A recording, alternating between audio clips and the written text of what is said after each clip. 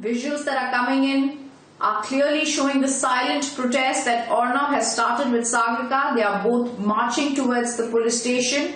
As we can see, this is a clear protest that Republic TV is doing against a British-era law that has been invoked against editors of Republic TV, young editors, young budding editors.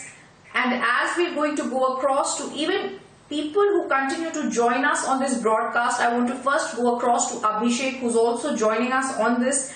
Abhishek, we are seeing visuals that are coming in, and this is a symbolic statement. This is a statement that is going to go across to all of India, because all we are doing with the silent march, where we are seeing Arnab walking from this place towards the police station, is one thing. This message is going to go across to all of India. It's a silent march against a law that was started in the British era. A law that was first initially used when the Britishers tried to scuttle the revolutionary nationalists and threw them into prison. And that law is shockingly now being used by the Mumbai police. And what is our crime, Abhishek? The crime that Sagarika has been used of is that they did a program in which we exposed that the Mumbai police was not happy with Parambir, a program in which we said there is discontent with the kind of actions that were being taken by the Mumbai Police Commissioner, Abhishek. And on the basis of that, our young editors are now being summoned.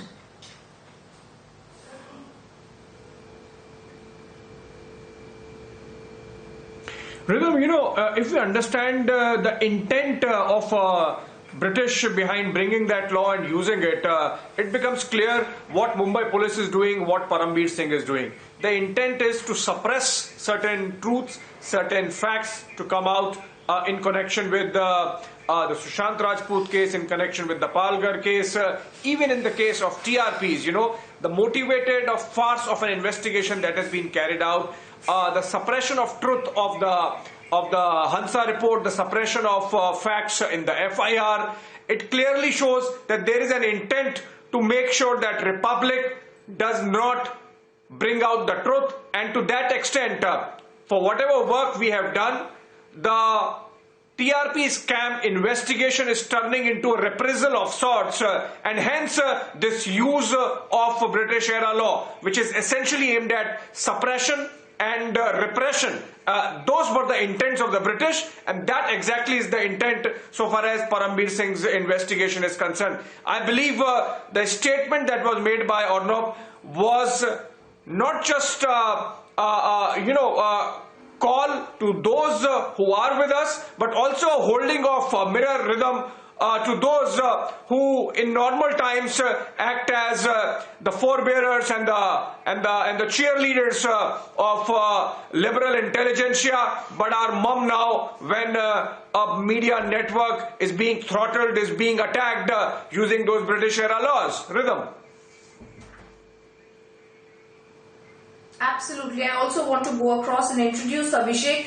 Guests who are joining Abhishek and me in this broadcast, we have with us Swapnil Kothari, who's with us. He was with us yesterday, supporting us and giving us the law. He told us very interesting questions on the presidential reference and how that can be used. We're also joined by Savio Rodriguez, a very strong and powerful voice, giving us details and also supporting our cause, understanding with pathos and empathy about what can be done here as a journalist. We're also joined by BJP MLA of Maharashtra, Ram Kadam, always been voicing his support and also having a very strong understanding of how the Uddhav government has been acting here. We're joined by Shweta Shalini, spokesperson of the BJP. I want to first start off today with Chandni Shah, an advocate and an activist who's understood this case very strongly. She's also understood the inclinations of the Uddhav government. Chandni, several times over we've spoken. You've also understood the Sushant Singh Rajput case and how every case that Republic TV has exposed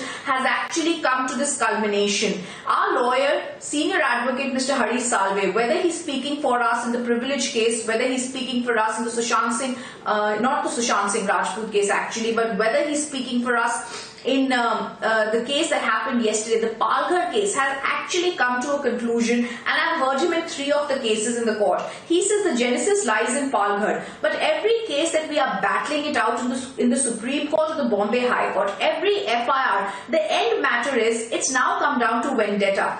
Take us through, according to you now, Chandani, what seems to be the vendetta that the Uddhav government and Paramveer are now following when young editors are being summoned on, like Abhishek said, British era archaic laws that have no basis in today's India?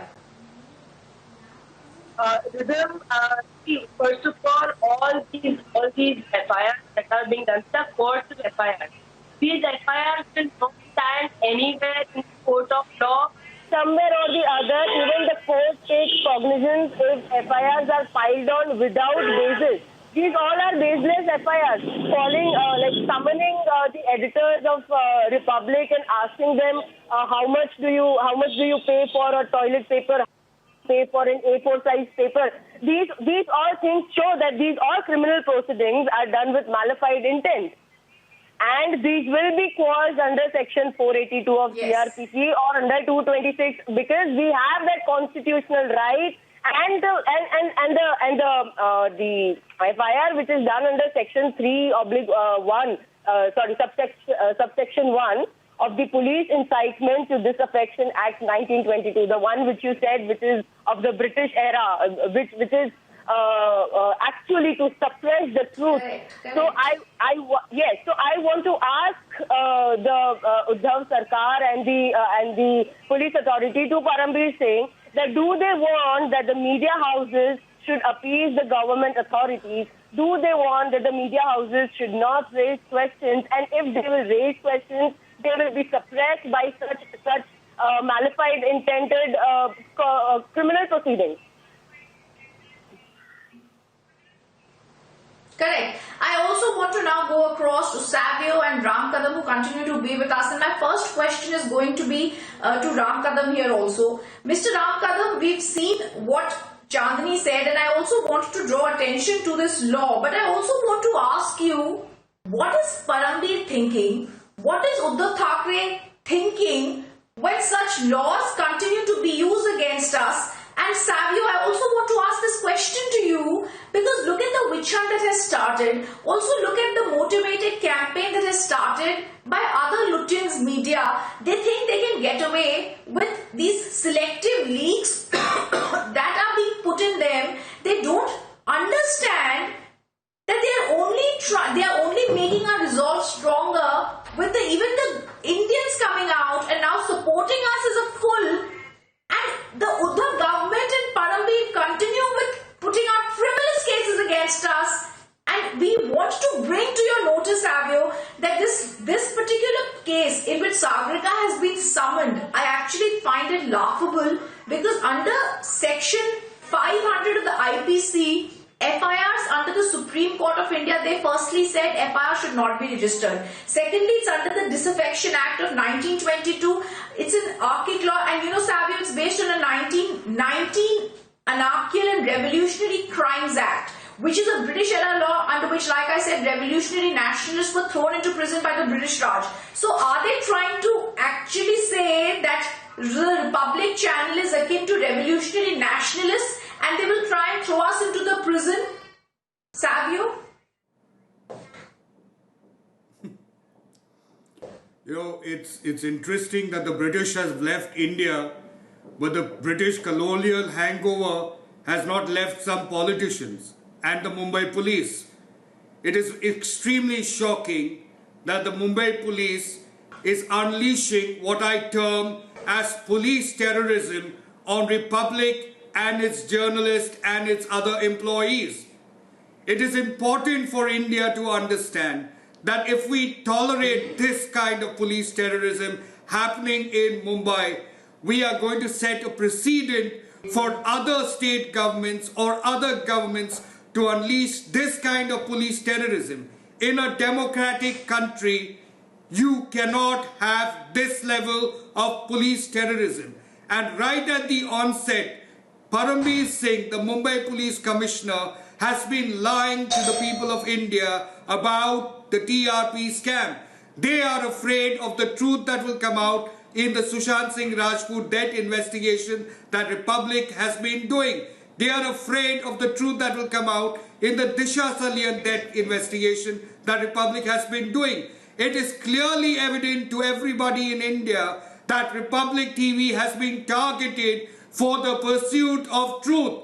And in a democratic nation, you cannot target media in their pursuit for truth. You will fail Uddhav Thackeray. You will fail Paramveer Singh. Listen to what we are saying as Indians. Every Indian is watching you.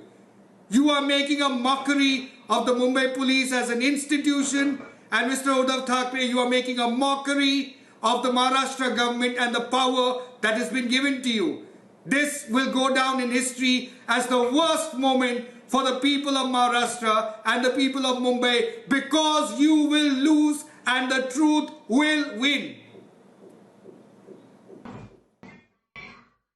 Absolutely. I also want to go back. I think Gagan is telling me that we have with us also Swapnil, who's also joining us on the broadcast.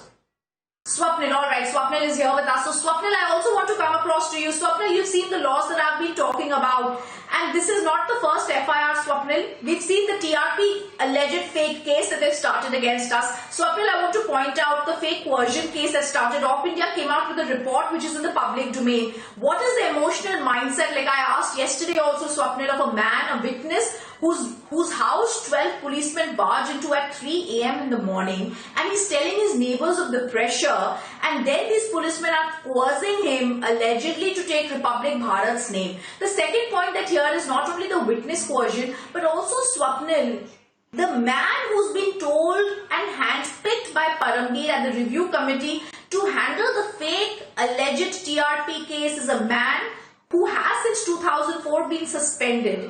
He's brought back and he's been suspended after a disciplinary inquiry has been ordered by the Bombay High Court, and that man is told to look into this TRP case that has been filed against Republic TV. A top encounter alleged cop. So Swapnil, keeping these two facts in mind and malified actions that have been alleged by our senior advocate Mr. Hari Salve in the Bombay High Court on this case, how real, how truthful will an investigation of this type really be, and isn't it time it should go to the CBI? Absolutely right. Simply, Rhythm, this investigation must go with the CBI simply because, first of all, it's a national aspect. In the sense, there is a national color to it, in the sense that channels are not only beamed into a specific state, they're beamed across the nation. So obviously, it has to be a national agency which has to look into it simply from the feasibility aspect, and second aspect of witch hunt that you people are talking about, and which is probably known to everybody across the country today and also across the world. Now, keeping the two aspects, which is witness coercion and the person who's investigating your case suffers from certain inappropriate credentials. Now, these two aspects will definitely need to be mentioned by you people in the affidavit before the Supreme Court, because the Supreme Court has asked you to report all matters that are there and what is to come. So these two things have to be brought to the notice of the Supreme Court, because not only the investigation, but the person who is investigating has to have certain appropriate credentials. And especially if the witness coercion is there in the picture, then that is something which also needs to be brought to the attention of the court, as that can waylay the investigation in a manner which will not be a fair and free investigation. Now, once you take a look at it, you will see that the sections under which Shavan and Shivani and all of them were called was 34, which is common intention, 500 defamation, and then they brought in section 3 subsection 1 of the Police Incitement to Disaffection Act 1922. Rhythm, yesterday I mentioned on Arnab's show that this is one of the acts. There was a very interesting act which also wanted to be, which was on the repeal cards in the Law Commission report 2014. It had some 150, 60 acts which needed to be repealed. One of the other ones was the Bangalore Validating Marriages Act of 1936, where under Sir Walter James Redmond, who used to solemnize marriages, had, was asking for a repeal. This is, he was not asking, but that act needed to be repealed because obviously that man is no longer alive. And that is his solemnization of marriages was being validated. That was a validating act. Now, similarly, you can see that a 1922 act, because the word disaffection has not been defined at all in that act. The other act was prevention of seditious meetings. Now, the reason why I'm bringing these two acts to your notice is that how absurd the legislations can be, and the fact that the Law Commission report of India, this is where there is a legislative underreach, not legislative overreach. There is an executive overreach as far as your investigation is concerned, but there is a legislative underreach in the sense that the Parliament has slept over all these reports and still continued with these acts, which unfortunately today are finding the light of the day after 34 long years. Apparently, from what I've heard from the media reports, that this act has been invoked after some 34 years. So when a term disaffection has not been defined, then how do you bring and invoke this act, which is a 98-year-old legislation? So clearly, when you try to propagate a particular section or propagate or invoke an act in the court of law, this is not going to find any favor. And according to me, any of these FIRs tomorrow, when this, already this FIR is there against the 4 journalists, plus say the other unknown people, so it can go to 1,000 people, as you rightly pointed out. These FIRs will be quashed straight away the way the 200 FIRs were quashed. So the point that I'm trying to make is Absolutely. here is I'm Rhythm looking one more point, one very small point.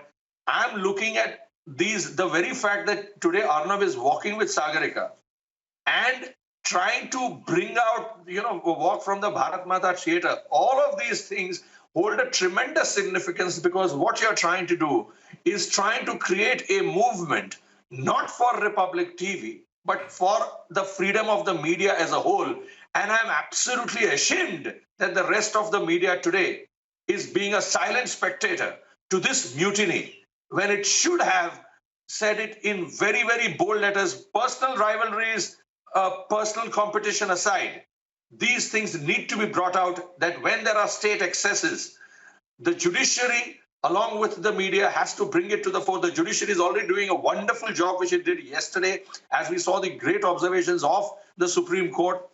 And the media also needed to take place. Nevertheless, if it's a singular fight, so be it. You have 130 crore Indians along with you, and several other people from other parts of the world, as you pointed out, Queenstown, Cape Town, London, a lot of places.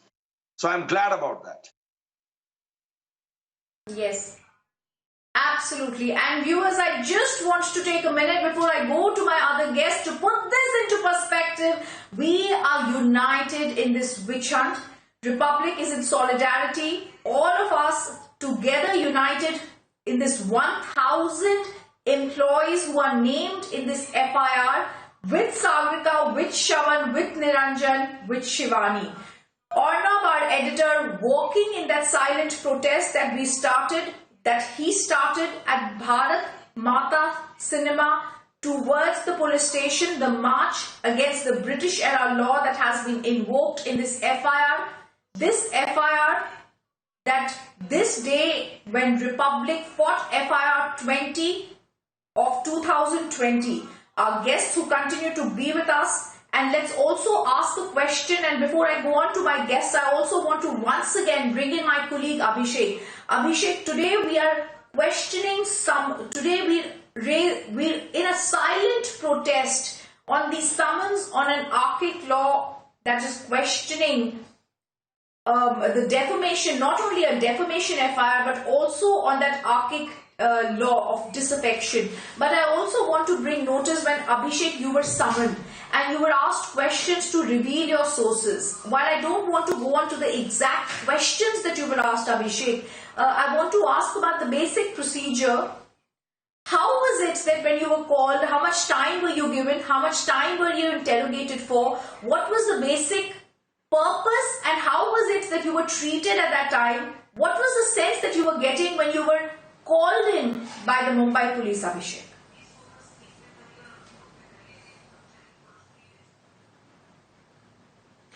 I'll answer that, Rhythm, but if I could begin, with the pictures and what Arnab is doing. It's a statement that Arnab stands with his team. And by earlier standing with Niranjan, and before that, after that with Shavan, and then now with Sagarika, Arnab, as the head of the team, as the leader of the team, is also, giving across a message that he owns up the team, he stands with the team, and everyone can see the manner in which we function as a close-knit a team of buddies, so to say. And this is a statement that Arnab is making with this walking along with Sagarika, who is a member of the output team. Coming to your question, Rhythm, I would say it was a kind of a waste of time, because when they began, when I could, in the first few questions, see their intent, I said, okay, fine, one of you can come with me to the newsroom and we can show you how it works. And we are as transparent as that. I, in fact, told the Mumbai police that they can come to our newsroom, because the questions were who decides on what news to pick, who decides where it goes, how it is edited, who puts it on air, who picks it up from reporters, who gets it from reporters. I mean, these kind of questions. And then, of course, our aggressive stance on the Hansa report that we are not going to reveal our sources did put Mumbai police at that time on a bit of a back foot, because while they wanted us to tell, we got Hansa report from where, but they did not ask the direct question. In fact, there was a denial of sorts. They said that we don't want to know the sources, but if you can tell us how you worked on the Hansa report. So it was a very oblique manner, and that's why I said it was a little frustrating that I flew down from Delhi to Mumbai. First day they said they are busy. I had to come next day. The next day, for all the 6-7 hours that I was there, they could have as well come to my office for 20 minutes in Mumbai, and our entire team would have happily explained to them how news really functions. We are a very young team. So that is how it is. Same in the case of Niranjan. More complicated in the case of Chief Finance Officer. I think between all these people who have been questioned, one thing really comes out, that Mumbai police is not interested in ratings or fine-tuning the system of ratings if there are problems, of which there are plenty.